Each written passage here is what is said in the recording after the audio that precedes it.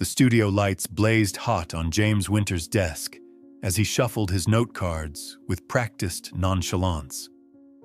The familiar countdown from his floor director signaled they were returning from commercial break, and he adjusted his tie with a quick tug. "Welcome back to Tonight with James," he said smoothly, casting his trademark smirk toward camera one.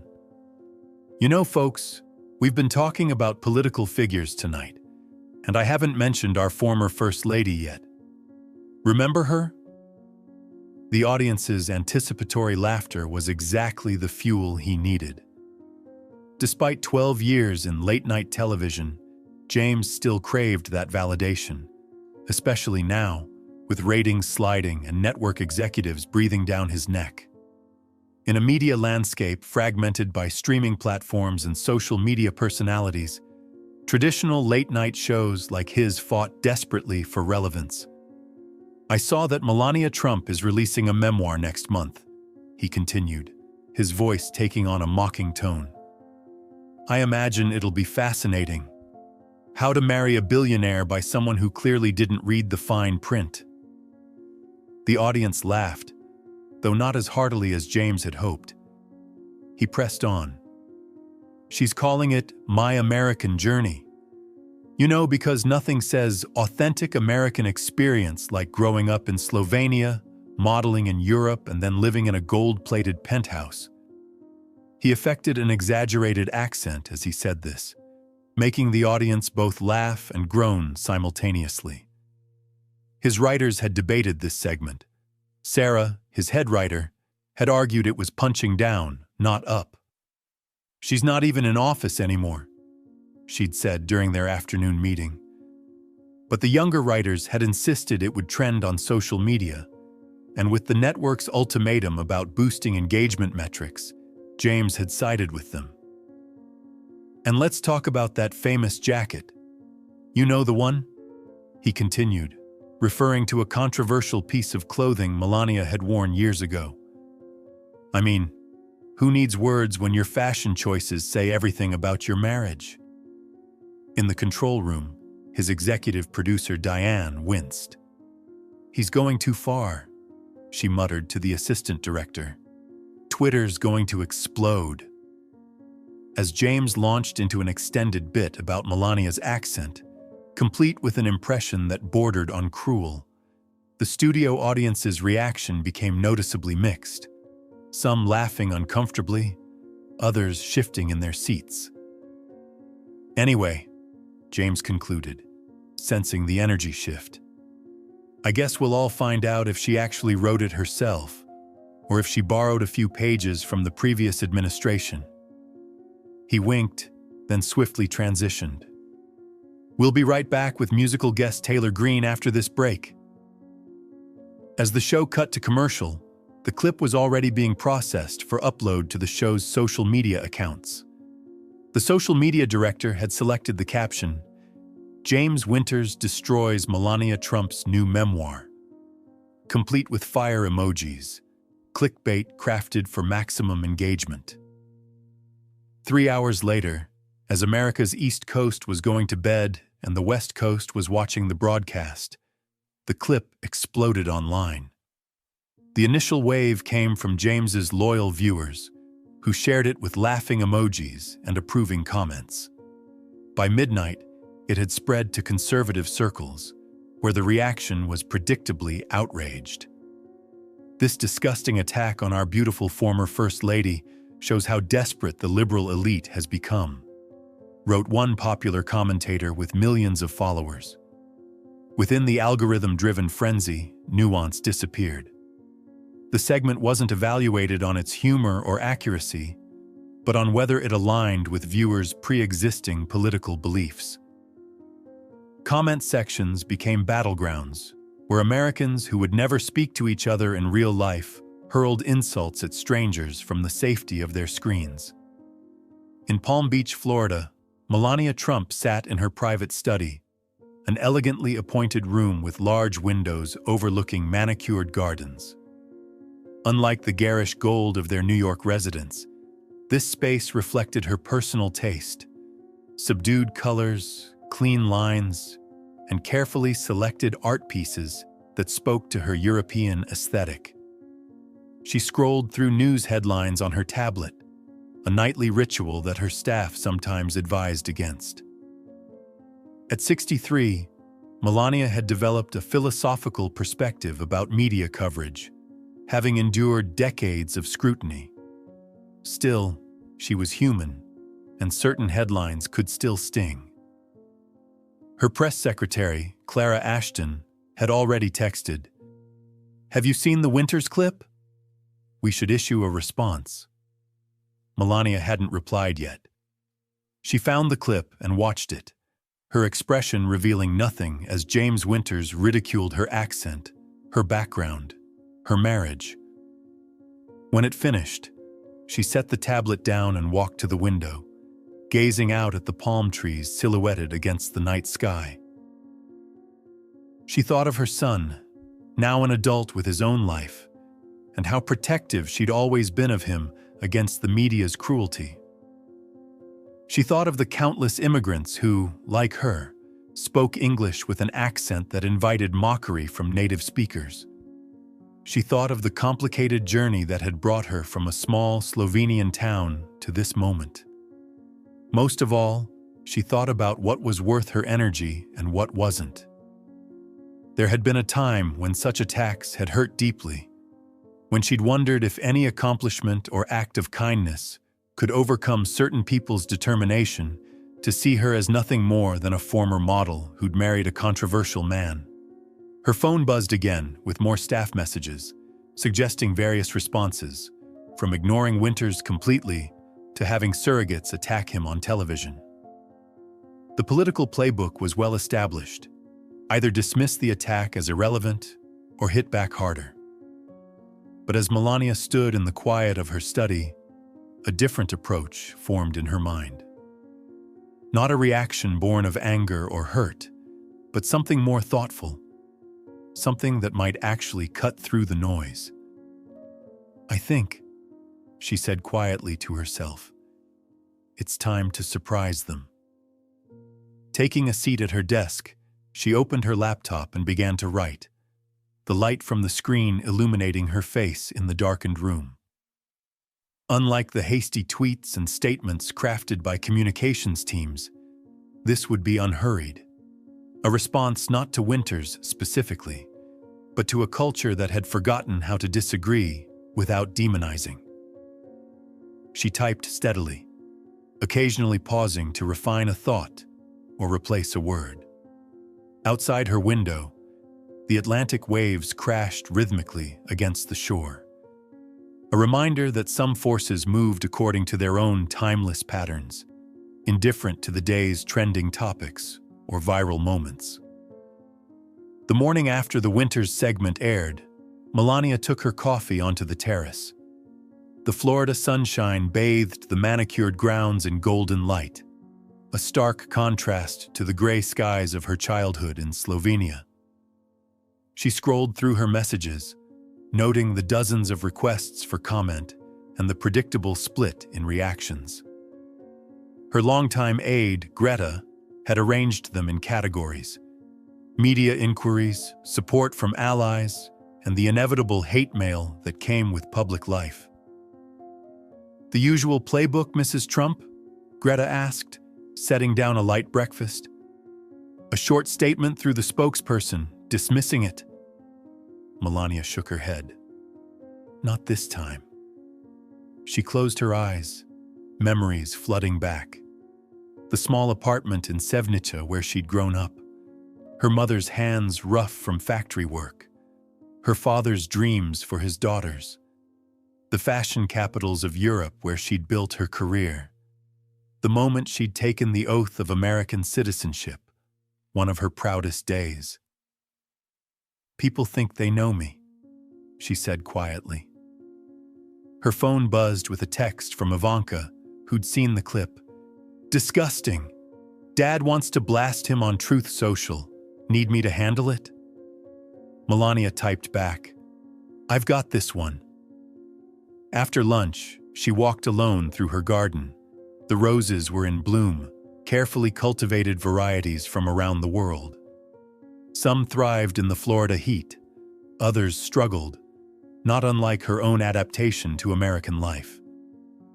Her mind turned to a young Croatian woman she'd met at a children's hospital last month. The nurse had apologized for her accent, explaining that patients sometimes requested a real American nurse. "I told her that America is built by people with accents," Melania murmured to herself.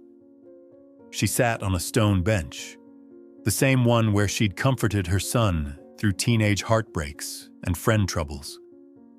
The years of protective motherhood had shaped her more than any White House protocol or fashion photographer's direction. That evening, she declined dinner invitations and sat at her desk. Outside, security lights illuminated the perimeter of the property, a reminder that privacy was both a privilege and a cage. She opened her laptop and began writing, not as the former First Lady, not as a celebrity's wife, but as Melania, immigrant, mother, American by choice. The first draft came quickly. Then she refined it, reading it aloud to herself, hearing the slight accent that still colored her speech after decades in America. Rather than hide it, she embraced it in her writing, letting the unique cadence of her thoughts shine through. A knock at the door. Her assistant entered with a concerned expression. "Mr. Trump just tweeted about James Winters. It's quite strong." Melania nodded, unsurprised. "That's his way. I'll take my own approach." "The comms team drafted alternatives," the assistant said, placing a folder on the desk. Melania glanced at them briefly. Carefully crafted statements designed for political impact. They were competent, strategic, and utterly impersonal. "Thank them for me," she said, turning back to her screen. But sometimes the most powerful response is an authentic one. As midnight approached, she finished writing. The letter wasn't what anyone would expect. Not a counterattack, not a dismissal, not a victim's plea. It was an invitation to something better, written with the perspective of someone who had seen America both as an outsider and an insider, and who still believed in its promise. Before sending it, she hesitated, her finger hovering over the keyboard. This response would surprise everyone, her husband, her critics, perhaps even her supporters. It wasn't what the political handbook prescribed. But then, she'd never fully followed that handbook anyway. She clicked send. Melania's letter appeared online at 9 a.m., posted simultaneously across her official social media accounts. Without intermediaries or spokespeople, she addressed America directly. "To my fellow Americans, last night, I became the subject of ridicule on Tonight with James. While public figures expect criticism, mockery of one's accent or background crosses a line that should concern us all. I came to America seeking opportunity, like millions before me. This nation welcomed me, though not without challenges. Learning a new language as an adult is difficult, something many Americans born here never experience. My accent carries the journey that brought me to you. We've become a country where we laugh at differences rather than celebrate them, where we mock instead of listen, where we assume the worst about those with whom we disagree. Mr. Winters, I don't believe you're a cruel person. Perhaps ratings and retweets push us all toward unkindness. I invite you to meet with me, not for cameras or publicity, but for an honest conversation between two Americans with different perspectives. This isn't about politics. It's about remembering our common humanity. Melania Trump." The reaction was immediate and unprecedented. At CBS headquarters, a production assistant burst into James Winters' office. "You need to see this." James read the letter twice, then closed his door. He'd expected anger, dismissal, or counterattacks. Not this. By noon, the letter had been shared millions of times.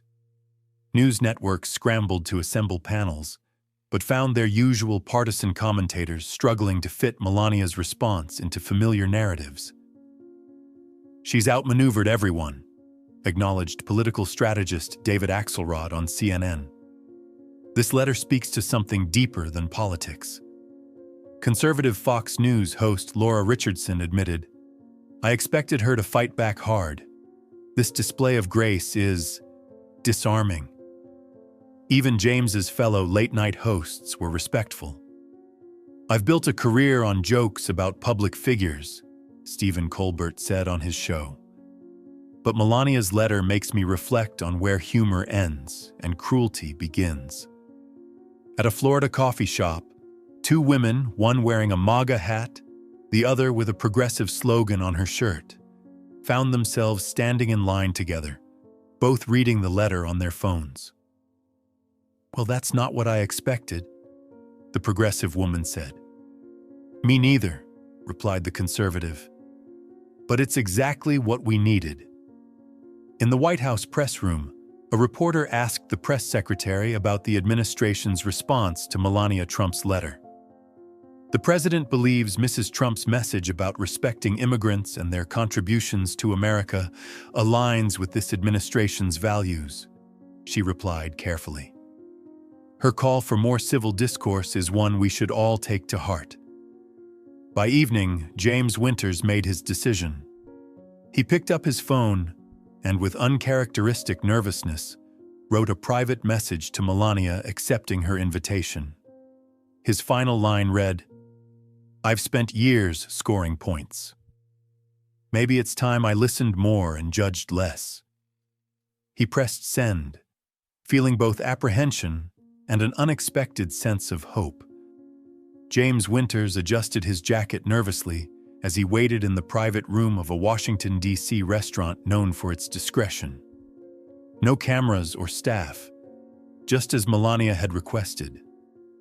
He'd arrived 20 minutes early, unable to sit still in his hotel room. When Melania entered, she carried herself with the poise he'd mocked just days ago. No entourage, just one Secret Service agent who remained outside. "Mrs. Trump," he said, standing awkwardly, "thank you for suggesting this." "Melania, please," she replied, extending her hand. "And thank you for accepting." Their first 15 minutes were strained. James fumbled through an apology that sounded rehearsed, even to his own ears. Melania listened patiently. "I've spent 12 years behind that desk," he finally said, and somewhere along the way, getting laughs became more important than considering the impact. Melania nodded. "In my years in public life, I've learned that we all become characters in other people's stories. It's easier to mock a character than a person." The waiter brought their drinks, sparkling water for both, and retreated quickly. "May I ask you something?" James ventured. "Why this approach? Most people in your position would have either ignored me or attacked back." Melania considered the question. "When you've been an outsider, you learn to see differently. I've been the foreigner, the model, the wife, the First Lady, always being defined by others. I decided long ago that I would define myself." As their conversation deepened, James found himself disarmed by Melania's candor. "The hardest part," she shared, "was watching my son navigate the spotlight. Children shouldn't have to develop thick skin before they develop as people." James thought of his own children, suddenly conscious of the world his comedy helped shape. "I have a daughter who's 13. She sees how people talk online, the quick judgments, the mockery. I worry about what she's learning." "Then perhaps we have common ground," Melania said. "Different politics, but the same concern for what kind of conversation we're creating." Their discussion moved to immigration, where James expected political talking points. Instead, Melania shared personal stories. The homesickness she still sometimes felt, the pride of citizenship, the small indignities of having her intelligence questioned because of her accent. "I had assumptions about you," James admitted. "I built jokes around a caricature." "We all make this mistake," Melania replied. "Left, right, we forget there are complex human beings behind the labels." As they finished their meal, James asked the question that had been nagging him. "What do you hope comes from this? I mean, beyond our conversation?" Melania smiled. "I don't expect to change the whole culture, but perhaps we demonstrate that something else is possible, that we don't have to follow the script of attack and counterattack." "Even if it gets better ratings," James added with a self-deprecating smile. "Even then," she agreed. The following evening, James sat at his familiar desk, cameras waiting for his monologue. But tonight felt different. "Good evening, everyone," he began. "I had an unusual day yesterday. I sat down with former First Lady Melania Trump. Not for an interview, just a conversation between two people who see the world very differently." The audience murmured in surprise. "I've built my career making jokes at the expense of public figures, and sometimes I've crossed lines I shouldn't have. After meeting with Mrs. Trump, I realized something important. It's possible to be funny without being cruel, to disagree without demonizing." He paused, looking directly into the camera. "I'm not changing my politics, and I'm still going to make jokes. That's my job. But I'm challenging myself to remember there are real people on the receiving end. And I'm challenging all of us to remember that in a divided time, how we treat each other matters more than whether we agree." Across America, reactions varied. Some viewers found James' reflection refreshing. Others accused him of going soft. But the conversation sparked by Melania's letter and James's response continued. In her Palm Beach home, Melania watched the segment. Her phone lit up with messages, some supportive, others critical of her for engaging with the enemy. She set the phone aside and walked to her terrace. The political battles would continue. The divisions wouldn't heal overnight. But for a brief moment, she had created a small opening for something better. Sometimes, she reflected, that was enough. Not to transform the entire landscape, but to plant seeds that might, with care and patience, grow into something worthwhile. From her garden, she could see the ocean stretching toward the horizon, vast, ever-changing, and yet somehow constant. Like America itself,